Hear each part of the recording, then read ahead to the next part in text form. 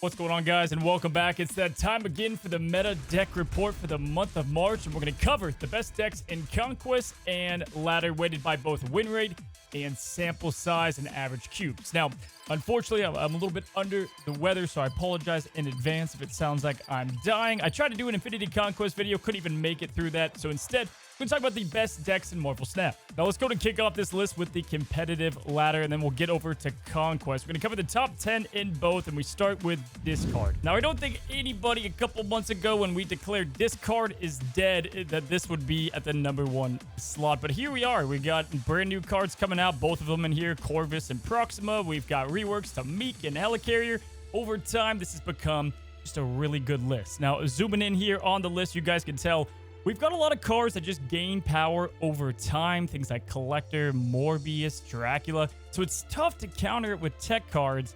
But then we also have ways to gain massive power late via MODOK and Meek. And now that we can move those and play free cards with Swarm, Discard kind of has everything going for it. It reminds me of the old dependable Discard days. But with this one, you have a lot of power and flexibility. And it's by far performing at the best margins, right up there with #2. They're kind of neck and neck. And that brings us to Thanos. Now, Thanos is the card that he won't die. He doesn't want to die. What he does is so good. And I feel like I've been talking about this forever now, but OTA after OTA, he keeps surviving. And I've got a little bit of a problem with this list. I'll highlight it in a second. You guys can take a look at the cards. But essentially, again, you just have the good power cards like Cole and Mockingbird that you can play way overstated, way overvalue. You've got some tech cards in there, ways to ramp. Hope Summers really helps you just play what you're playing already and then use the stones to make things even more bonkers. Now, if I could be candid with you guys, the Thanos list, it's not so much Thanos I don't like. It's more that Marvel Snap, like the joy of it is that you can't buy a good deck per se. And this kind of goes against the spirit of it, if you will, right? We got Alioth, Blob, Mockingbird, Cole Obsidian, Hope Summers, Mobius. There's just a lot cooking here. Thanos is obviously Series 5, always going to be. Rip, Big Bad. I think those are gone for good. I feel like it takes away from the spirit of the game a bit. I know Discard, we have a couple new cards in there, I guess 3 of them. But Discard, you can still cook up a little bit. Some of the lists today are going to be using cards that have been out forever. I just don't like when we have all of these kind of Series 5 cards mixed with a Season Pass card. Kind of takes away, from the spirit, like I said, of the game.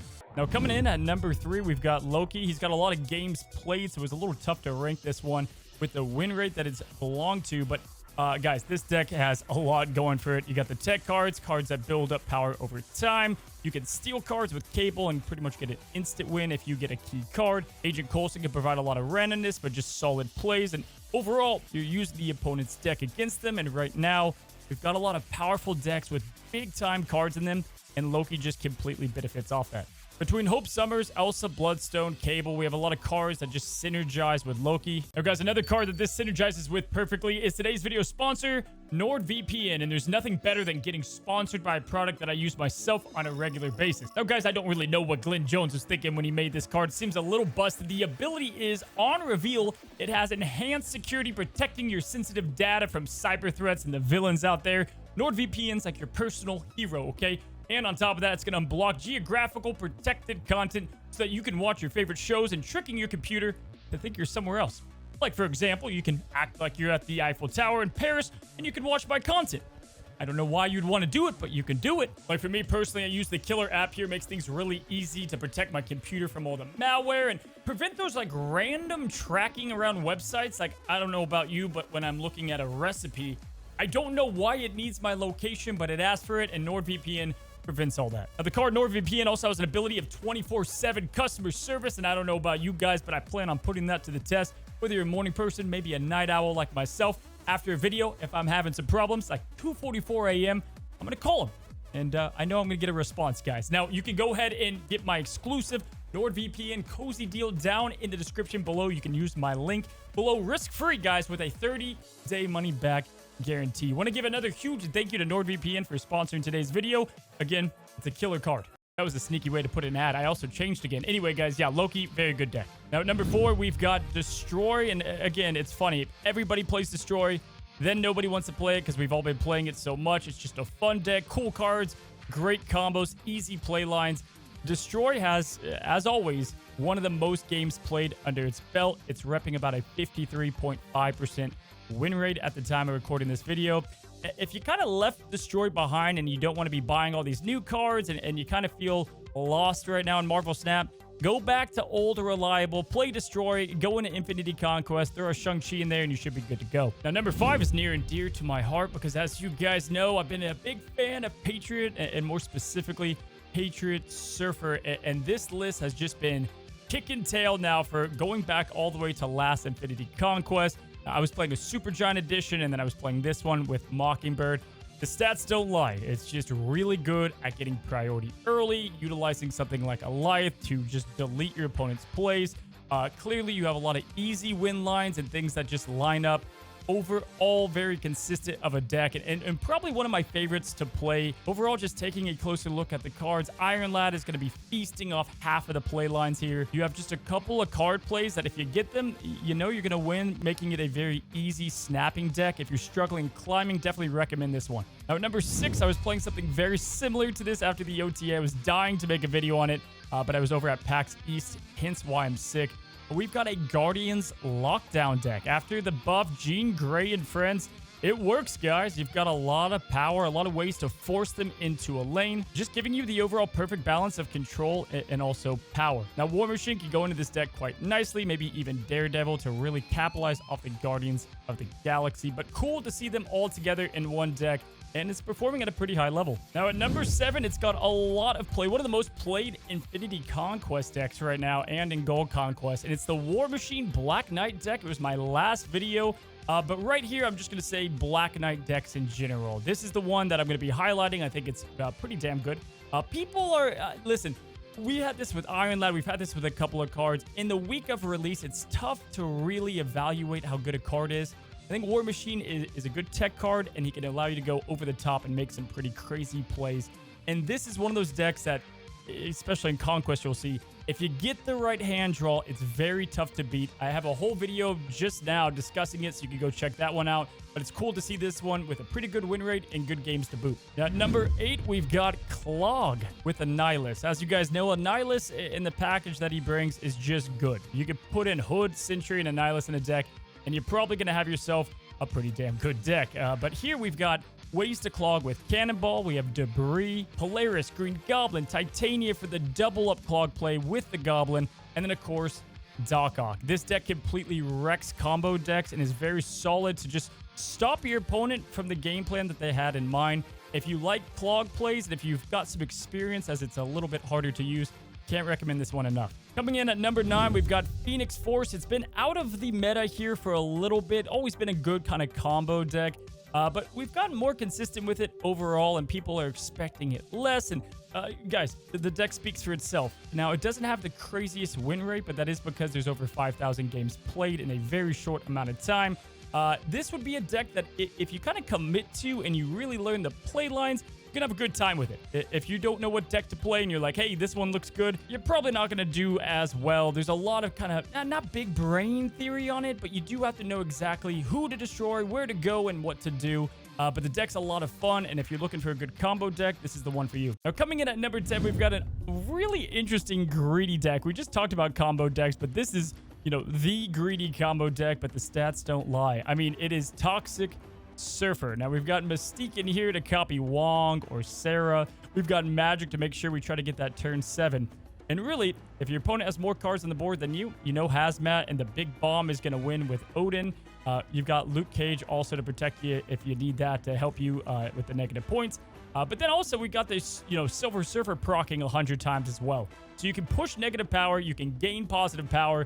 Overall, love the deck. All right, so that's going to cover competitive ladder. Let's go ahead and talk about competitive Conquest, looking at both Infinity and Gold and what are the best decks there. Now, a lot of viewers ask, shouldn't these decks kind of be the same? And you're not wrong to some extent. You're going to see a couple of mimic decks, but a lot of decks that depend on hand draw, RNG, locations, ones where you can just retreat or just catch your opponent by surprise after an aggregate of games are going to obviously statistically be a lot better in Conquest. I got to stand up for this. I know I just said the decks are, somewhat different, but these two are going to be the exact same. Okay, Thanos and Discard, with Thanos being at number 1 in Conquest, which makes a good amount of sense, and Discard.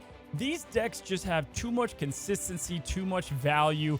They really don't even have that many tech cards, and they're just performing at an extremely high level, even in Conquest. We can see that in the Infinity and also just in Gold Conquest. So 1 and 2, no surprise there. But at number 3, we've got ourselves Lockdown. Now, this list is going to be a little bit different than the Guardians of the Galaxy list, and honestly, it's pretty close to 1 and 2 in terms of consistency. You got the classic Zabu and all the 4 drops. Iron Lad being able to copy just about anything here. Miss Marvel, Vision, Doctor Doom, you're going to profit off of. This deck gained a lot of popularity before the patch, but even more so, you can see still a lot of games played after the patch.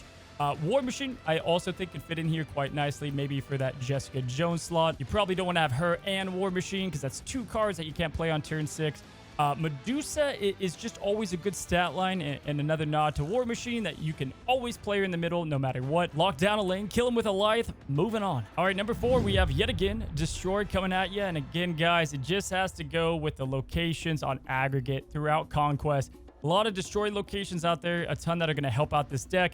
You guys know the drill by now. A very solid list. At number 5, we've got Hela. And Hela is been good since January, the new year. We saw her just popping off. The Black Knight Hela list, even though it doesn't have Lockjaw anymore, we can see it has hyper consistent numbers. And coming in here at number 5 as a deck that's the prime example of if you can retreat enough, if you don't get the right card draw, you just wait for Black Knight on 1, you get the Infinite discarded, it's game over. At number 6, we have the Patriot Surfer deck that I talked about earlier, and I'll go ahead and throw up the list with Supergiant that I had back in the day. I think this is probably my more preferred version in Conquest, just because it really takes decks by surprise. You see usually a good amount of Sarah, and Supergiant can just conquer those. Go ahead and check out that video if you want to see the exact play lines, but I can't recommend this one enough. Number 7, yet again, and I thought it would do well here. We do have the War Machine Black Knight deck. Again, Goose for locking down. I mean, this one is even better in Conquest because if you do get that right draw, kind of like the Hela deck, it's over for your opponent. I mean, between the Infinite play and getting rid of him with maybe Lady Sif, you already have Black Knight, you have the Ebony Blade and Infinite. You could play one of those into Goose because you have War Machine. As you guys can see, zooming in here, this is just Infinite stats here. 230 games played. It's the second most out of all the Infinity decks at the moment with a 58% win rate. At number 8, we do have Loki, which I thought would be a little bit higher on this list, but I think mainly this is due to Loki isn't always the easiest to play, and on top of that, you're kind of depending on copying your opponent's cards, and let's face it, in Conquest, people like to take some weird builds, so he's going to be a little bit less consistent. Maybe your Cable doesn't steal a good one because, again, the builds are a little awkward, but still a very good Conquest list. Number 9 is going to be, yet again, Phoenix Force, just over the top, really hard to beat with multiple man. And finally, guys, we got number 10 coming in at Living Tribunal. The stats are way down, but this is one of those decks, if they don't have Rogue or Enchantress, it's pretty much game over for them. Definitely expect this list to still be a hyper competitive list. I've seen plenty of Infinity Conquest wins. If you need a straightforward list that is really easy to play, this is going to be the one for you. All right, guys, hopefully you enjoyed today's list. That's going to be it for our top decks in the month of March. And starting in early April, we have a lot of just insane cards coming out with like Red Hulk and Baron, and there's a lot kicking off in April. We're going to be talking about that over on the Snapchat on Sunday. That should mix things up a good amount. We have a new patch coming. We have a new OTA on the way as well. So there should be a good mix-up in the meta. Hopefully you guys enjoyed today's video. If you did, go ahead and subscribe down below. And for those that have waited this long and are here, I'm going to ask you guys a personal question because you guys have you waited this long. Marvel Rivals have just kicked off, and it looks like a freaking awesome game. It combines one of my favorite games of all time in Overwatch and Marvel together. I'm thinking about making another channel. Maybe I'll put the videos on here. Let me know down in the comments below. But either way, guys, have a good one. Have a great one. Till the next one, happy snapping.